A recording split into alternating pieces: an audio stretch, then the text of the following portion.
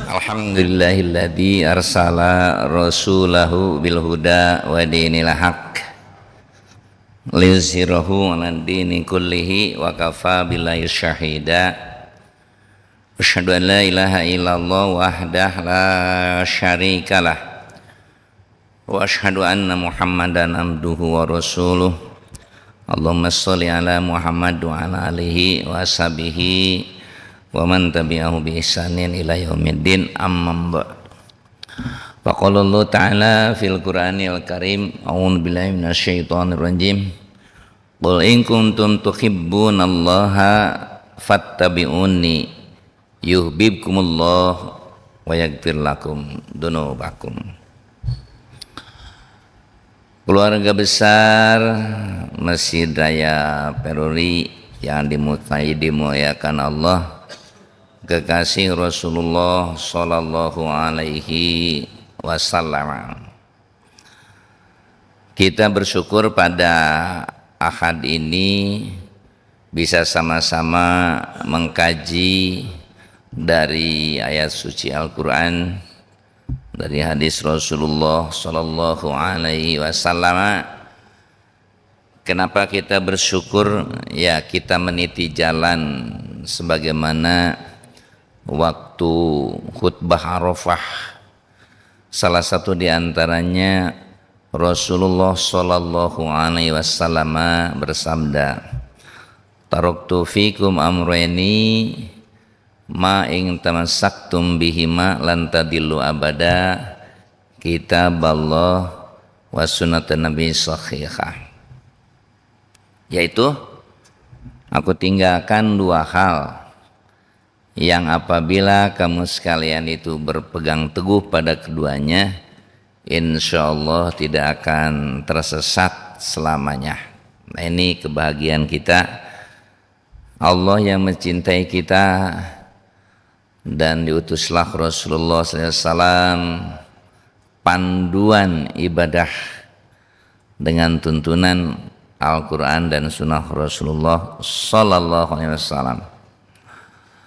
Rute perjalanan umat manusia adalah dari surga kemudian ke dunia, dan rute yang sangat benar yang diharapkan oleh kita, yang diinginkan Rasul dan diarahkan Rasul oleh Allah Subhanahu wa taala adalah surga, dunia, surga lagi. Kalau yang tersesat, rute perjalanannya surga, dunia, dan neraka. Nah, seperti itulah aturnuan. Seperti itulah perjalanan dua golongan manusia. Yang pertama, sesuai dengan arahan harapan Allah dan Rasulnya, tentu kita juga sama. Nabi Adam, Siti Hawa, ya, ahli surga. Karena adanya iri hati, ya, dari satu makhluk yang namanya iblis, ya, akhirnya cerita lain, kita sebagai anak cucu Adam menghuni dunia ini sampai satu saat kembali kepada Allah Subhanahu wa taala. Dan perjalanan yang benar yang diharapkan dengan panduan Allah, ada Qur'annya, ada sunnahnya, Rasul yang menjadikan teladan kita, kembalinya seluruh anak cucu Adam ke surga Aden yang penuh kenikmatan. Pada subuh yang berbahagia ini, mari kita kaji seperti apa cinta Allah pada kita, dan harus seperti apa kita mesti dalam mencintai Allah dan Rasulnya. Allah Ta'ala berfirman, Muhammad katakan, apabila ada orang yang di mana-mana mengakui aku cinta pada Allah, aku cinta pada Allah, ya, katakan pada mereka, kalau betul kamu sekalian mencintai Allah, ya ikuti aku. Maksudnya ikuti Nabi Muhammad sallallahu alaihi wasallam, ya. Kalau kalian mengikuti Nabi, kalian mengikuti aku, Kata Nabi itu, yuhibbukumullah, cintanya berbalas. Allah akan mencintai kalian semua. Jadi kita kalau menyatakan diri mencintai Allah, ikuti Nabi. Nanti Allah akan membalas cinta kita dengan mencintai lagi kita. Dan wa yaghfir lakum dunubakum. Nabi Muhammad disuruh menceritakan, mengabarkan, di samping berbalas cinta akan diampuni dosa-dosa. Jadi 2:1. Selanjutnya, kalau kita perhatikan di antara beberapa hal yang ingin merebut cinta Allah, tercatat ada 10, bukannya 10 ya, ini di antara jalan-jalan untuk merebut cinta Allah pada kita. Yang pertama, kita harus menjadi ahlul Quran. Ahlul Quran itu dalam hadis diceritakan bahwa inna lillahi ahli. Allah itu punya keluarga, bukan berarti Allah punya istri dan anak, bukan. Ada satu kelompok manusia yang ditanyakan oleh para sahabat, manhum ya Rasulullah, siapa keluarga Allah itu, orang-orang yang jadi pilihannya itu? Dijawab oleh Nabi, mereka itu orang yang rajin membaca Al-Quran, memahami artinya, mengamalkannya dengan ikhlas, lalu diajarkan kepada keluarganya, karib kerabatnya, tetangganya, dan masyarakat sekitarnya. Itulah yang akan mendapatkan kecintaan Allah. Jadi Al-Quran bagaikan surat cinta yang diberikan pada kita. Kita sambut, membacanya, tahu arti, makna, tujuannya, lalu diamalkan. Setelah paham, ya, diamalkan dan diajarkan kepada yang lainnya dengan penuh keikhlasan, tentu dengan ketabahan dan kesabaran. Maka cinta dari kita dengan mewujudkan bacaan Al-Quran dan mengamalkannya akan merebut cinta Allah kepada kita. Kemudian yang kedua, untuk bisa menggapai cinta Allah, maka kita di samping yang wajib mesti melaksanakan amalan-amalan yang sunat. Salat yang wajib 5 waktu, tentu itu satu kewajiban terpuji dilaksanakan, lepas dari adab yang ada dapat pahala. Tapi untuk bisa mendapatkan kecintaan dari Allah, maka tambahkan dengan yang sunat. Misalnya sunat rawatibnya, kemudian malam harinya ada sholat tahajud, setelah berwudu ada syukrul wudu, masuk ke masjid tahiyatul masjid, ya. Di saat sekarang musim kemarau cukup panjang dan panas, ya, kita sholat istisqa. Yang sunat-sunat itu kita laksanakan, maka semakin hari semakin dekat kepada Allah. Dan dalam hadis disebutkan kalau mendekat 1 jengkal, Allah malahan mendekatnya 1 sikut, 1 hasta. Kalau kita 1 hasta mendekatnya, Allah itu 1 depak. Dan kalau kita mendekatkan diri kepada Allah dengan amalan bagaikan berjalan, Allah itu mendapati kita lari. Artinya sekian lipat ganda pendekatan Allah pada kita kalau kita berusaha mendekati Allah dengan amal-amal yang sunat. Tambah juga saum, ya, wajib Ramadan. Atau kalau orang bernadar wajib dibayar. Nah, mana sunatnya? Ada Senin, ada Kamis, kemudian ada 13, 14, 15 di tengah bulan di tahun Hijriah. Kemudian saum Tasu'a, saum Asyura, atau di Selangsari saum Daud. Nah, yang sunat-sunat ini jangan punya berpikiran tidak juga, tidak diadab.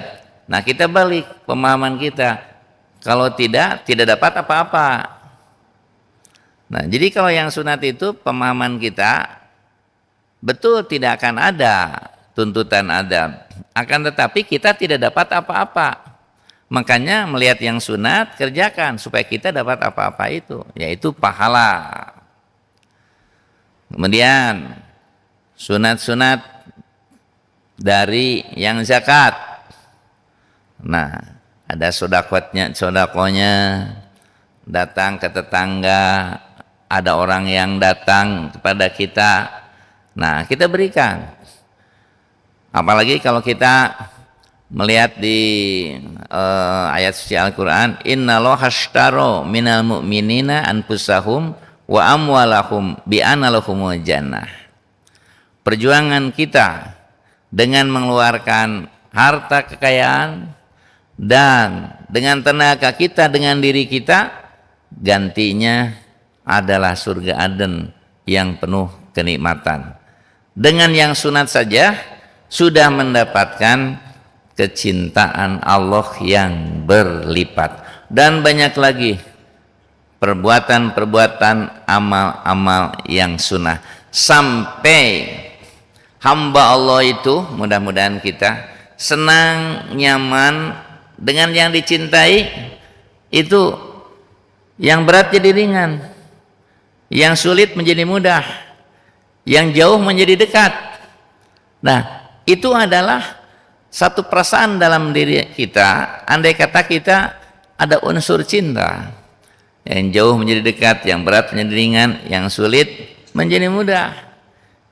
Karena apa? Ditakar dengan cinta. Allah melebihi itu. Kalau harus kita tebus dengan amalan kita, kebaikan Allah itu tidak akan bisa tertebus. Ya, wa in ta'udu nikmatallahi la tuhsuha. Kalau kau hitung semua, nah firman Allah begitu tentang nikmat-nikmat yang kita rasakan, tentu saja ini tidak akan bisa terhitung. Dan kalau kita syukuri, maka pekerjaan apapun akan menjadi ringan. Kalau semuanya ini tidak disyukuri, menjadi beban bagi kita, maka tentu orang itu akan jauh dari Allah Subhanahu wa taala. Padahal ibadah itu di samping kewajiban bukan beban, sesungguhnya kebutuhan kita. Jadi ketika Allah menciptakan kita di dunia ini untuk keselamatan, ya diberikan yang namanya kewajiban takwa, melaksanakan perintah, menjauhi larangan, melaksanakan perintah untuk meniti menuju surga, menjauhi larangan untuk menghindarkan diri dari api neraka. Jadi keselamatan itu kita miliki manakala menjadi orang yang beriman, bertakwa, dan hiasannya yaitu amal soleh. Ya, hiasannya adalah akhlakul karimah. Inama bu'istu liutami makarimal akhlak. Sungguhnya aku ini diutus untuk menyempurnakan akhlakmu, ya. Jadi yang pertama, menjadi ahli Al-Quran. Allah cinta pada kita karena bukti kita yaitu membaca Al-Quran, mengamalkan, mengajarkan. Kemudian yang kedua, senantiasa kita mendekatkan diri kepada Allah dengan perbuatan sunnah sampai Allah mencintai kita. Kemudian yang ketiga, untuk meraih cinta Allah itu kita berzikir. Ya, berzikir, arti zikir itu ingat kepada Allah. Ya. Ingat dengan hati. Artinya dimanapun berada, ya kita ini hamba Allah dan Allah adalah Rabb kita. Kita punya kewajiban dan Allah itu akan memberi pahala. Manakala dicintai Allah, jangankan minta, Tidak diminta Allah berikan. Namanya cinta kan begitu.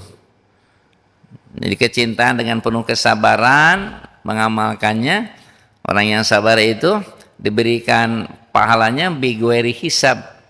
Ketika malaikat bertanya, berapa ini takarannya? Siapa? Orang ini, si Fulan. Oh, tak usah diukur itu, berapa saja berikan. Kalau yang lain, amal A diberi B. Si orang C ini diberi D misalnya. Orang yang sabar, iman, sabar, takwa, ketika ditanyakan kepada Allah, pahalanya gimana? Ya, bighairi hisab.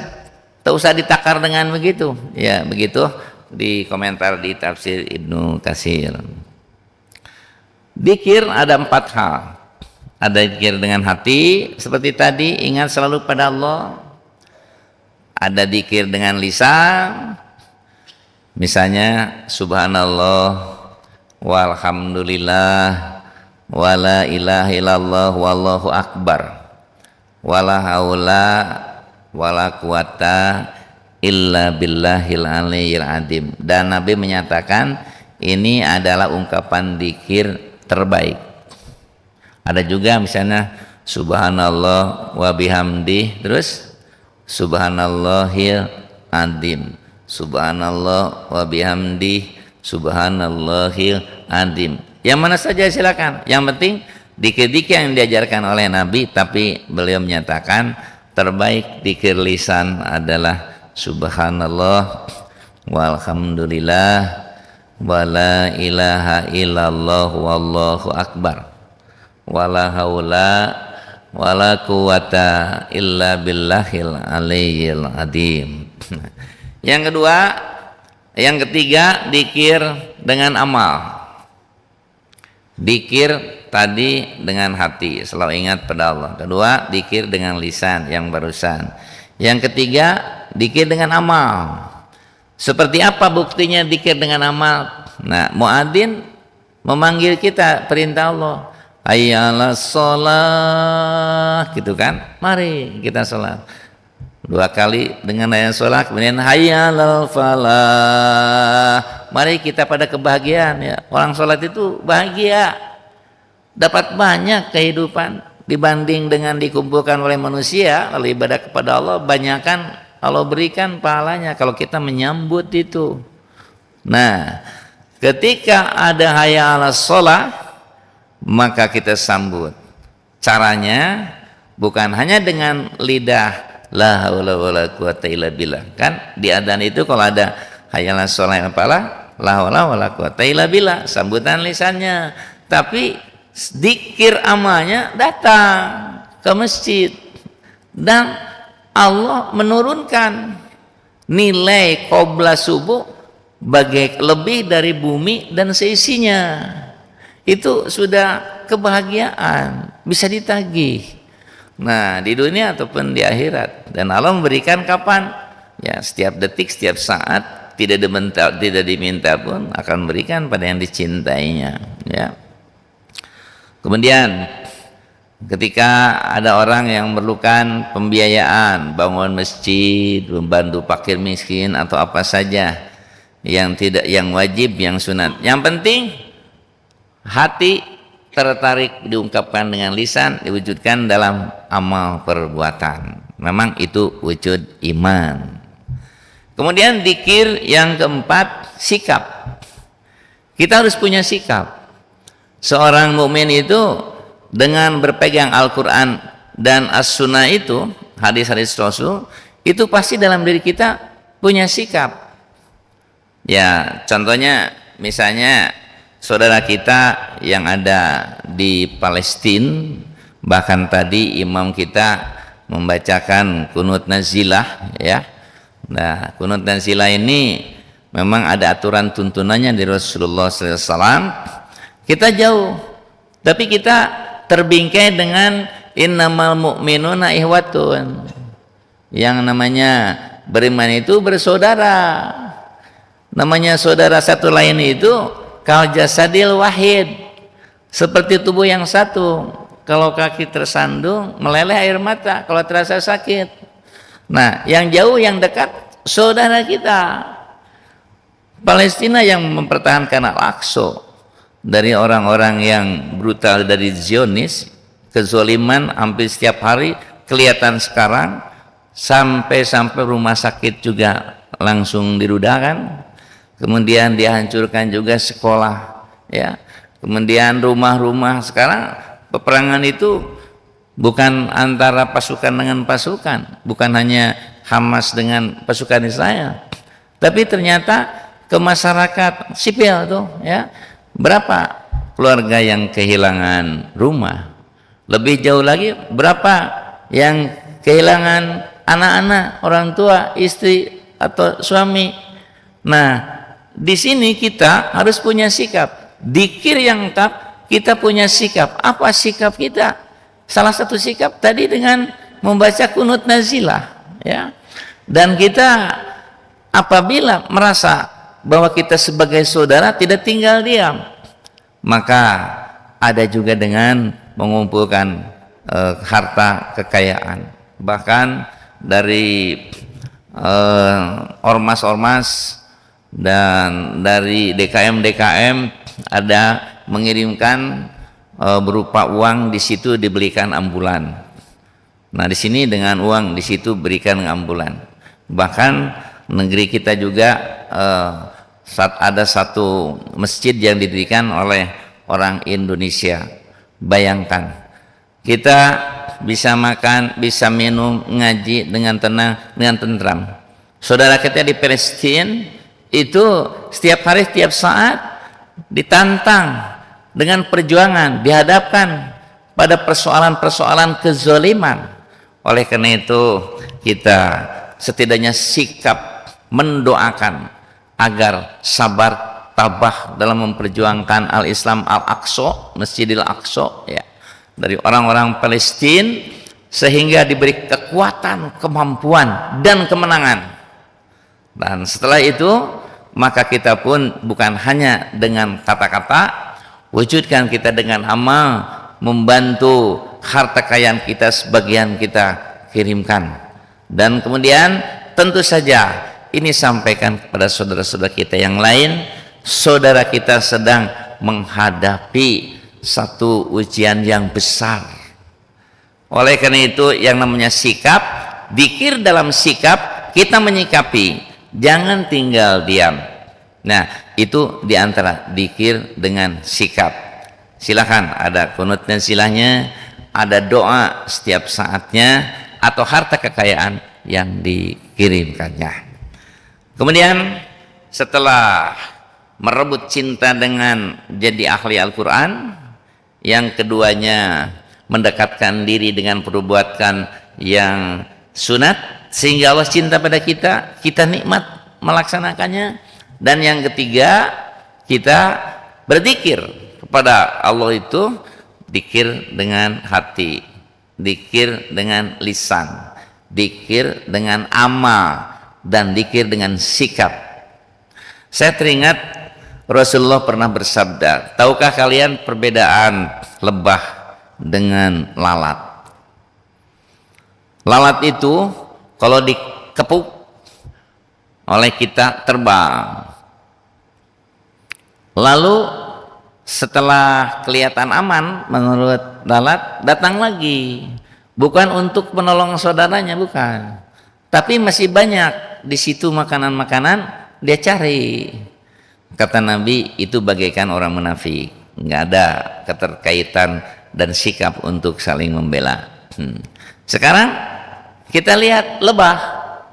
Umat Islam itu bagaikan lebah. Kalau diusik yang satu, jangan ditanya, jangan diragukan kekompakan sikap dari lebah. Mungkin orang yang mengganggu lebah itu dikejar walaupun sampai ke ujung langit. Apa sebabnya?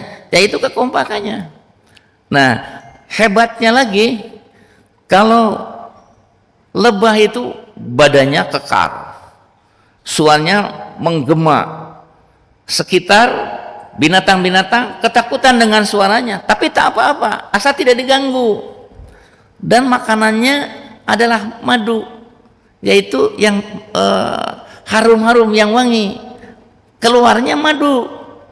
Nah, Tetapi kalau diusik jangan ditanya, itu lebah. Begitu kompak di zaman Rasulullah Shallallahu Alaihi Wasallam. Lalat badannya tidak kekar, nempelnya apalagi lalat hijau itu di bangkai-bangkai, mengganggu bukan main kalau ada lalat ke rumah itu kan. Nah kemudian datangnya membawa penyakit, lalu nempel di makanan, nempel di minuman, membawa bencana pada orang. Nah itu bagaikan munafik. Kalau kita memiliki kepribadian bagaikan lebah, lebah itu tidak pernah merusak bunga yang dihinggapi, tak pernah merusak tangkai-tangkai dan daunnya. Dan apabila dia di kandangnya kompak untuk bersatu mempertahankan komunitas lebah itu sendiri, yang dikeluarkan madu, dan madu itu adalah syifaun fil jasadi. Yang pernah kejadian di zaman Nabi itu, ada orang yang sakit, Rasul, saudara saya sakit, beri dengan madu. Nah kemudian besoknya tambah sakit, Rasul, beri dengan madu. Nah, Rasul parah, tambah parah. Kalau sampai dengan madu tidak sembuh, yang dusta bukan Al-Quran. Di dalam Al-Quran disebutkan bahwa madu itu adalah obat dari penyakit, dan Quran adalah obat penyakit hati. Kalau sampai dengan madu saudaramu tidak sembuh, yang dusta bukan Quran, bukan Allah, yang dusta perut saudara kamu. Sampai hebat begitu jaminan Nabi. Nah oleh karena itu kita tahu Quran obat dari penyakit hati, madu adalah obat badan atau tubuh kita. Oleh karena itu maka sekali lagi, dzikir sikap mari kita sikapi, baik yang ada di sekitar kita, saling menolong, atau saudara kita baik di Palestina atau di jagat ini yang dizolim, ya kita doakan supaya diberi kekuatan, ketabahan dan kemenangan. Bantulah sesuai dengan kemampuan kita, berusaha keras, karena itu saudara kita yang sedang berjihad fisabilillah mempertahankan Masjid Al-Aqsa yang senantiasa diganggu oleh kezaliman orang-orang Zionis. Kemudian yang keempat, Rasul bersabda, kalau ingin merebut cinta Allah, hendaklah kita ini mencintai Allah dan Rasulnya melebihi dari mencintai selain itu. Jadi kalau cinta kepada Allah dan Rasulnya lebih dari yang lainnya, kalau benci pada kekufuran seperti bencinya dilempar ke neraka, dan yang ketiganya, kalau mencintai saudara kita yang jauh, yang dekat, dengan ikhlas tanpa pamrih karena Allah, maka Allah Subhanahu wa Ta'ala akan mencintai kita dan akan terasa manisnya iman. Cintailah, kata Nabi, Allah dan Rasulnya lebih dari apapun, dari siapapun, ya. Kemudian yang kedua syarat terasa manisnya iman, kalau bencinya pada kekufuran atau perbuatan syirik dan maksiat seperti benci dilemparnya ke neraka, artinya jauhkanlah syirik maksiat itu, ya, kekufuran itu jauhkan, yang ada syukur kita. Dan yang ketiga, dengan ikhlas mencintai saudara kita tanpa peran, tanpa jabatan, dikarenakan kaya atau dan iman, tetapi ini karena Allah, maka akan terasa manisnya iman. Akhirnya berbalas dengan kecintaan Allah pada kita, karena kita memposisikan Allah dan Rasulnya dicintai oleh kita lebih dari yang lainnya. Sudah berapa Pak? Sudah 4 ya? Bentar.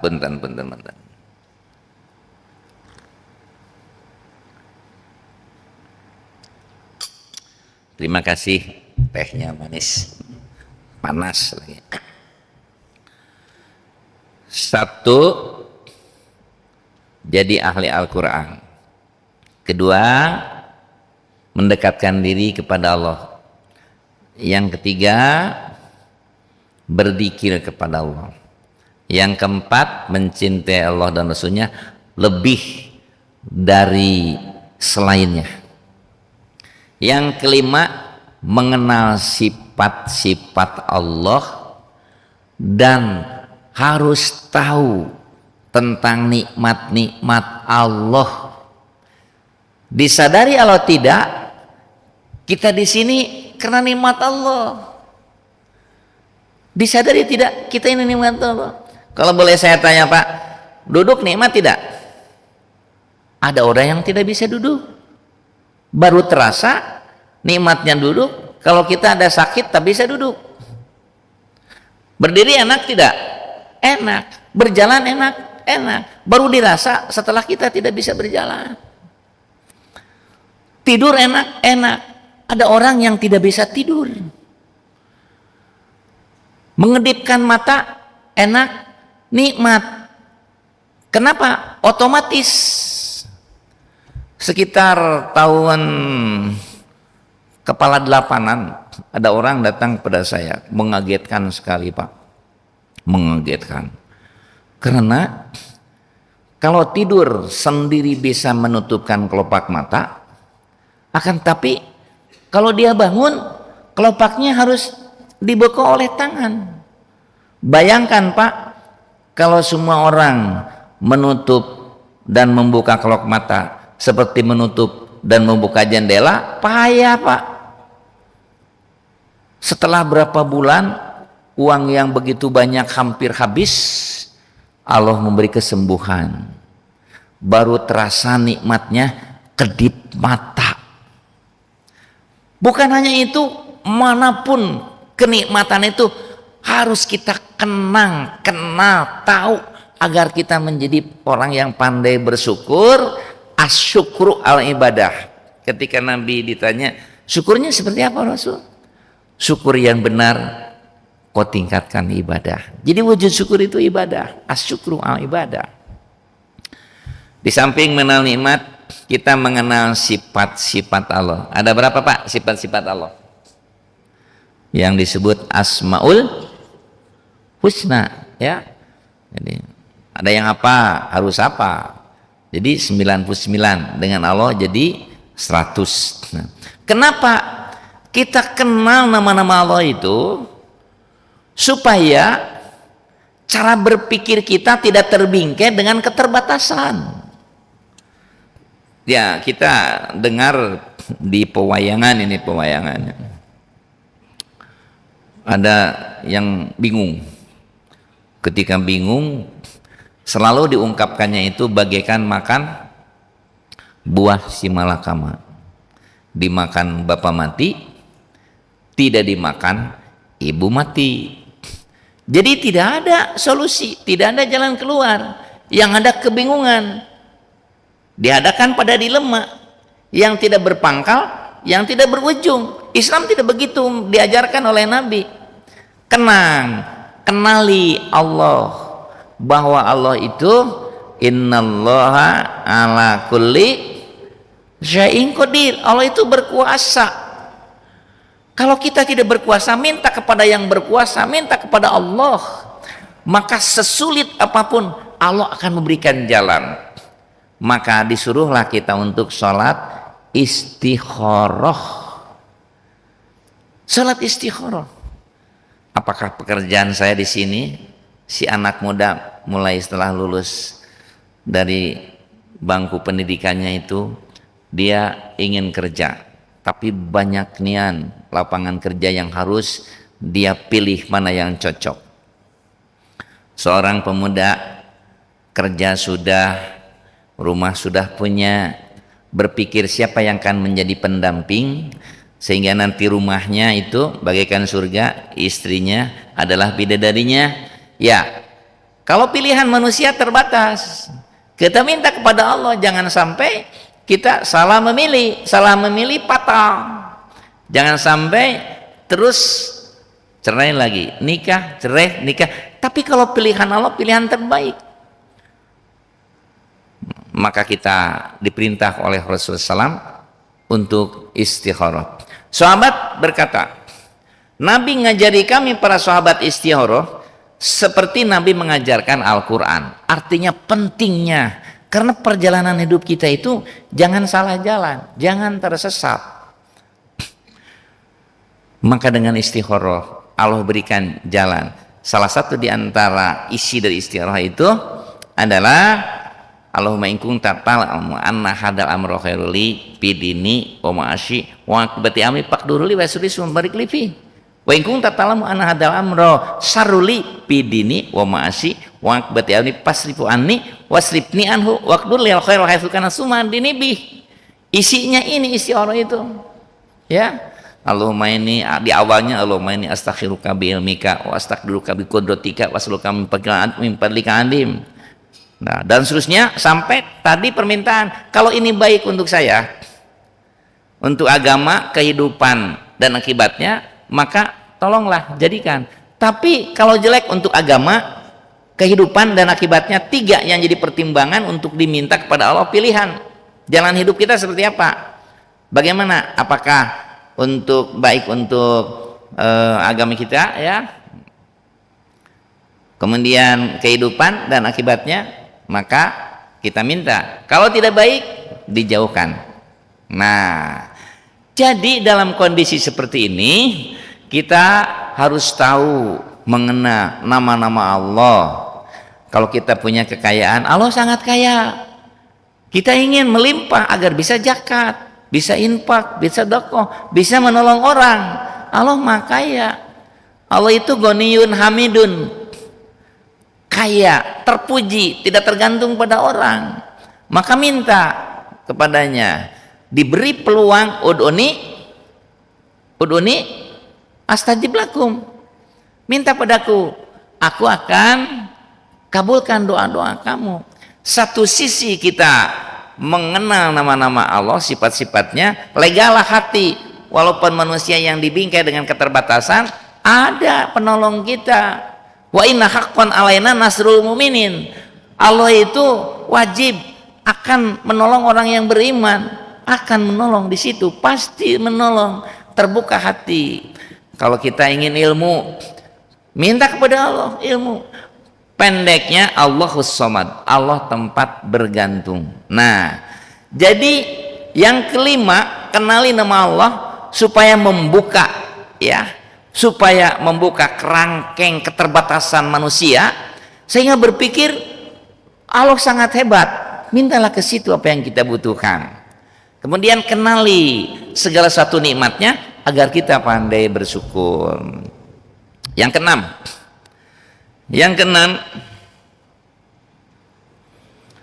kita harus mengakui tentang Allah cinta pada kita agar kita bisa menunjukkan cinta kepadanya. Saya tertarik ada 2 orang ahli surga di dalam surat At-Tur, ngobrol berdua. Yang seorang ditanya, mari sini, lalu duduk. Kamu masuk surga kenapa? Kalau aku ini orang penakut, takut hina di dunia, maka aku tinggalkan perbuatan-perbuatan haram. Takut di akhirat masuk neraka, aku jauhi syirik dan maksiat. Aku umumkan pada keluarga, tidak ada pilihan lain kecuali kita hindari perbuatan syirik dan maksiat. Kalau kamu kenapa masuk surga? Oh, aku beda. Kalau kamu karena takut, kalau aku karena cinta.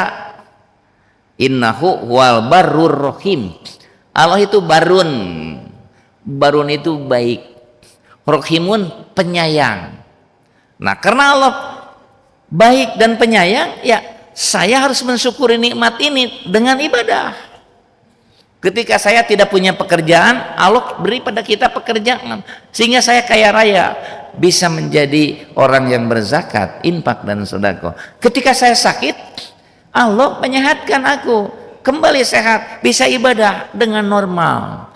Ketika aku menyendiri, Allah beri jodoh, maka aku sekarang dapat anak, ada cucu. Wahai keluargaku semua, Setelah kita rasakan ternyata Allah sangat cinta pada kita, tidak ada pilihan lain, mari kita balas kecintaan Allah dengan meningkatkan ibadah. Itu jadi masuk surga itu diakui oleh kita, kecintaan Allah, diselamatkan karena dia sendiri menjaga dirinya. Dan kenapa dia juga dimasukkan ke surga? Karena dia ingin membalas cinta Allah dengan amal yang baiknya. Oleh karena itu yang keenam, nah kita akui kebaikan Allah supaya kita syukuri dengan cara membuat pekerjaan amal-amal yang soleh dan menjauhkan amal-amal yang tidak soleh. Yang ketujuh, dalam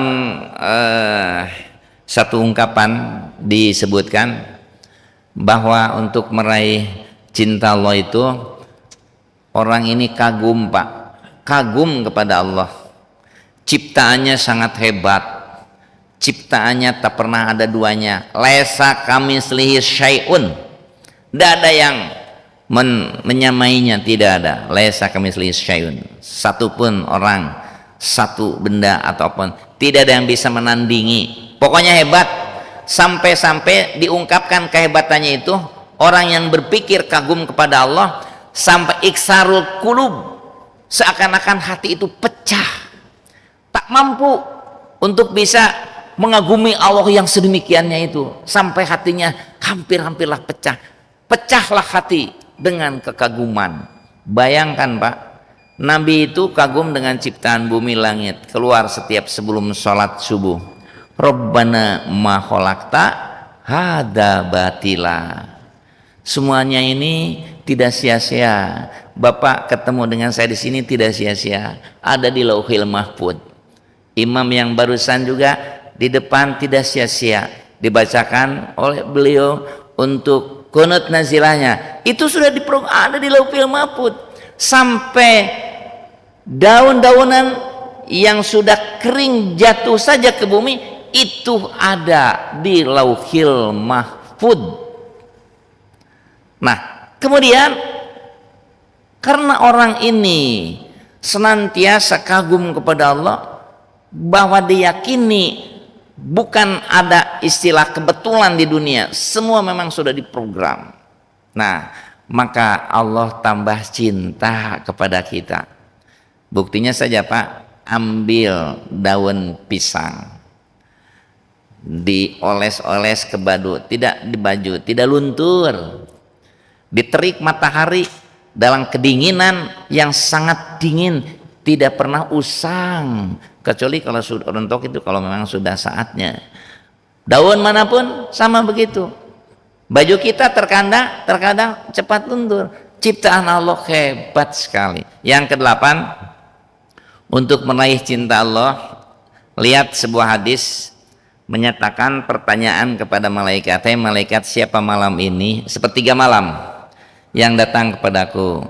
Dijawabnya, sedikit. Ya, seperti sedikitnya orang yang jihad fisabilillah. Tapi sayang mereka, kalau mereka tahu lalu datang tengah malam, sepertiga malam, aku datang ke langit dunia, kalau minta ampunan aku beri ampunan, kalau minta dunia aku beri dunia, kalau minta akhirat aku beri tentang akhirat. Sayang, sedikit sekali mereka datang. Nah, jadi melihat ini ditambah satu hadis lagi, hanyalah kemuliaan seorang mukmin bangkitnya malam tahajud, berzikir, berdoa dan banyak istighfar. Itu kemuliaan seorang mukmin. Maka di situ cinta Allah semakin kuat kepada seorang hamba. Yang kesembilan, duduklah bersama orang-orang yang mencintai Allah. Kita terimbas hati karena sama-sama mencintai. Duduklah bersama orang-orang yang mencintai kebenaran. Apa yang dikatakan Allah terjadi. Duduklah dengan mereka, bersamalah dengan mereka, terimbas hati kita mengikutinya. Duduklah dengan orang-orang yang berilmu, karena bisa memetik apapun yang dikatakan, pasti ada Quran, pasti ada hadisnya, sehingga kita pun menjadi orang yang sehat lahir dan batinnya. Oleh karena itu, duduklah bersama dengan mencintai Allah, mencintai kebenaran Allah, meyakini dan yang berilmu, tentu berilmu Quran dan sunnah Rasulnya. Yang terakhir, sudah bunyi belnya juga ya Pak. Singkat saja, yang ke-10, meninggalkan, menjauhi perbuatan apapun, amal apapun yang akan menjauhkan hati dengan Allah. Jauhkan diri dari perbuatan yang melalaikan kita. Jauhkan diri dari perbuatan yang melalaikan kita. Insya Allah 10 ini kalau kita amalkan, maka berbalas cinta dari Allah. Jangankan minta, tidak minta pun Allah akan berikan. Salah satu contoh, hal wajadtum mawadukum, hei ahli surga, apa sudah kamu terima yang aku janjikan? Ya wajadna ma wa'atana, ya Allah sudah kami terima apa yang engkau janjikan. Nah kamu belum tahu ya, aku akan beri yang lebih dari itu. Lalu ditantang, hei ahli surga, hamba-hambaku, aku senang pada kalian, aku tempatkan di sini, aku ridho, bumi surga itu dipijak oleh kalian semua. Saya minta silakan tambahkan permintaan kamu. Semua mengatakan sudah habis, tidak ada lagi, sudah nikmat sajalah, nikmat. Lalu Allah berfirman dalam hadis qudsi, manusia sampai di situ keinginannya, jadi tidak tahu mana yang lebih bagus lagi. Lalu Allah mengatakan, aku akan berikan yang lebih dari itu. Ridwani, ridwani, ridwani, sama dengan ridoi, ridoi, ridoi. Keriduanku, keriduanku. Apabila aku sudah ridho kalian di surga ini abadan abada, birahmatika ya arhamar rahimin. Ya, kita sering mengatakan, dan itu rahmat. Siapapun tidak akan bisa yang menggugat keberadaan kamu di surga, abadi kamu di sini. Nah, inilah yang kita kaji pada subuh ini. Mudah-mudahan bermanfaat. Mari kita amalkan yang 10. Itu wujud kecintaan kita kepada Allah, insya Allah berbalas. Setelah Allah mencintai, membalas kita, Allah pun memberi kita ampunan. Semoga juga Allah memberi ampunan pada kita. Kalau ada waktu barangkali yang ada pertanyaan silakan, kalau tidak kami akan berdoa. Kita sama berdoa. Mengapa Kiai beliau badan Allah? Alhamdulillah, Bapak Ibu yang dirahmati Allah, begitu gamblang, begitu luas apa yang disampaikan guru kita pada pagi hari ini, yaitu kita meraih cinta Allah Subhanahu wa taala. Barangkali ada dari jamaah yang akan menanyakan mengenai sekitar meraih cinta Allah. Mangga. Dari sebelah kanan, sebelah kiri, ibu-ibu barangkali ada. Bu, kalian tanyakan gayanya dari ya. Nah mudah-mudahan apalah sadayana tuh ayah mangga.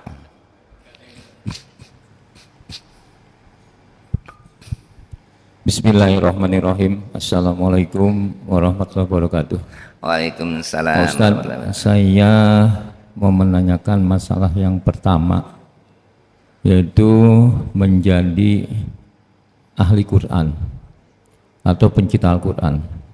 Yang dikatakan adalah kita membaca Al-Quran, kemudian mengetahui isinya dan mengamalkannya.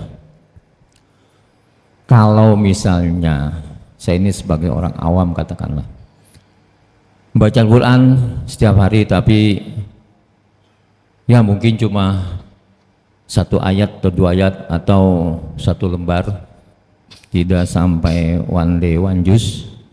Kemudian juga memahami artinya, memang ada di situ terjemahannya, tetapi belum begitu paham karena kan semua itu harus kita tanyakan kepada gurunya. Kemudian adalah juga kita belum terlalu mengamalkannya, artinya apa? Belum begitu banyak yang kita amalkan. Nah, apakah ini juga sudah termasuk kita adalah pencipta Al-Quran? Terima kasih. Assalamualaikum warahmatullahi wabarakatuh. Waalaikumsalam warahmatullahi wabarakatuh. Mudah-mudahan sebagai niat dan wujudnya kita langsung sedang mempelajari, mudah-mudahan termasuk. Sebab di situ diceritakan membaca memahami, sudah banyak terjemahan. Upayakan Anda bertanya kepada asatidnya, guru-gurunya, kiai, ulama. Nah, kita bertahap. Lalu bagaimana mengamalkan? Kalau bersama-sama biasanya ringan, kayak tarweh ringan. Padahal kan itu lihat agak beratnya betis-betis sampai kuat. Ya artinya selama itu Allah memberikan. Nah, mudah-mudahan kita termasuk ahlul Quran. Karena ada hadis yang menyatakan siapa yang lancar baca Quran akan bersama dengan kiromil baruroh. Nah, artinya malaikat yang disucikan. Nah, Rasul sedih bagi saya. Saya itu kalau membaca terbata-bata, beruntung kamu. Allah berikan pahala karena kamu ada keinginan membacanya dan niatnya kau wujudkan di dalam membacanya, serta kau maju lalu dinilai kesabarannya.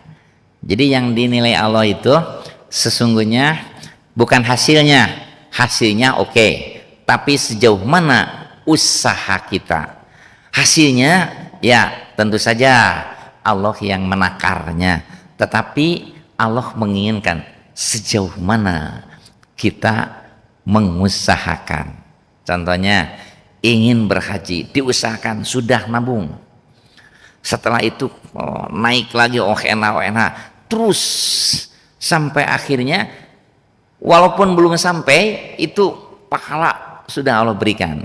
Maka kecintaan Allah mudah-mudahan sampai, lalu store DP-nya, lalu ada pelunasan, berhajilah. Makanya ada seorang ibu guru ya. Ibu guru itu saya lihat dari buku tabungannya teh aya 50, aya 100, cenah ieu teh uih ngajar aya sesa ongkos ini masuk. Kalau sekarang paling sedikit 100.000 setornya itu. Ini kejadian tahun kepala 8 ya. Akhirnya sampai berangkat, kesabaran. Jadi satu niat untuk mempelajari Al-Quran juga dituntut kesabaran. Tentang seperti apa nilai kita berdoa semoga kita termasuk di situ dengan ijab qabul kita. Robbana taqabbal minna innaka antas samiul alim. Ya Allah, terima amal ibadah kami. Kemudian watub alaina innaka antat tawwabur rahim, tapi ampunilah dosa kami ya. Kau itu Maha penerima tobat. Ada kekurangan, tambah mudahkan kami membacanya.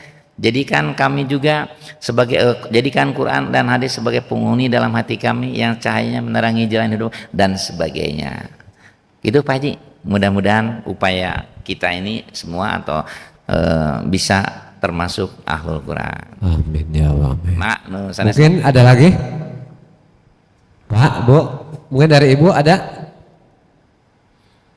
Baik, kalau nggak ada ya mungkin dari ke-10 tadi metode meraih cinta Allah nanti mau ada mengak Pak Haji. Mangga. Assalamualaikum warahmatullahi wabarakatuh. Waalaikumsalam. Sedikit yang ingin saya tanyakan Pak Ustadz ya terkait dengan apa yang tadi ditanyakan oleh Pak Haji Soleh juga. Ini kita misalnya apa sih yang dimaksud dengan jika Quran itu melaknat kita, padahal kita juga di sini membaca Al-Quran, sering melakukan itu, tapi di sisi lain maksiat itu masih jalan gitu. Artinya perbuatan kebaikan, Quran yang kita lakukan, kita baca gitu setiap hari, tapi masih ada yang belum hilang dari hati kita tuh, misalnya maksiat, misal sering menggunjing orang begitu ya, atau gibah sama orang dan melakukan perbuatan-perbuatan yang dilarang tentunya oleh Allah Subhanahu wa taala. Tapi puasa jalan terus, sunnah jalan terus, baca Quran jalan terus, tapi itu belum bisa hilang. Yang tadi itu, yang suatu kemaksiatan yang kita buat itu tidak bisa hilang dari hati kita, itu seperti itu. Dan bagaimana caranya kita ini untuk menghilangkan atau membersihkan hati kita seperti itu? Terima kasih Pak Ustadz. Assalamualaikum warahmatullahi wabarakatuh. Waalaikumsalam. Terima kasih banyak yang ditanya Pak Haji. Tentu saja sama dengan yang kita inginkan. Jangan ada benalu-benalu yang ada dalam hati yang merusak keikhlasan kita dalam ibadah. Tentang baca Quran, ada hati yang kurang pas, maka Rasulullah SAW memberitahukan, insya Allah kalau istiqomah membaca, apapun penyakit hati akan hilang. Karena kalau Rasul yakinnya kepada tadi ayat, Quran itu adalah sifaun lima fisudur. Apa sifat itu? Obat yang ada dalam hati. Insya Allah kalau ini dari Allah, jawabannya bukan dari saya, bukan dari Nabi kan. Nah, bahwa Quran itu sifaun lima fisus, sifat itu obat dari penyakit hati. Maka apapun yang ada di hati Allah akan berikan, bisa sekaligus, bisa bertahap. Tentu saja kita harus dawam, berusaha keras. Saya menyampaikan bukan paling baik, ya. Akan tetapi saya pun sedang berusaha untuk harus baik. Apa sebabnya? Banyak yang sudah mendahului kita menghadap kepada Allah. Dan tentu saja kita pun tidak tahu kapan akan kembali kepada Allah. Maka untuk membereskan segala sesuatu, kita pun banyak berdoa dan berusaha. Pak Haji, eta mudah-mudahan yakin dengan adanya kita baca, Allah akan menyembuhkannya, dan tentu saja keyakinan itu yang harus kita miliki. Terima kasih. Nasanesna. Alhamdulillahirrahmanirrahim. Jamaah ya, apa yang disampaikan guru kita tentunya menambah pengetahuan kita untuk wabil khusus untuk mulai cinta Allah Subhanahu wa taala. Dari kesemua poin ini mungkin Bapak, Ibu-ibu hafal nomor 1, kedua, 3, 4 sampai 10. Tapi jangan khawatir ya. Ada siaran ulang di YouTube Masjid Raya Peruri ataupun di Instagram. Apabila Bapak Ibu mau ngulangi lagi apa yang disampaikan dulu kita, ada di YouTube. Tinggal klik aja YouTube-nya ya. Dan jangan lupa ya, ketika kita melihat YouTube, subscribe-nya supaya Masjid Raya ini lebih syiarnya lebih menggaung lagi dan punya manfaat terhadap umat ya. Mudah-mudahan ibadah tim YouTuber Pandi dan kawan-kawan senantiasa berikan kesehatan, keberkahan oleh Allah Subhanahu wa taala.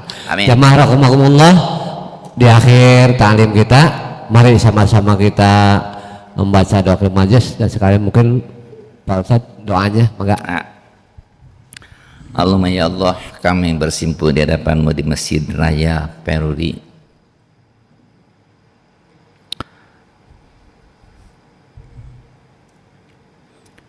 Ampunilah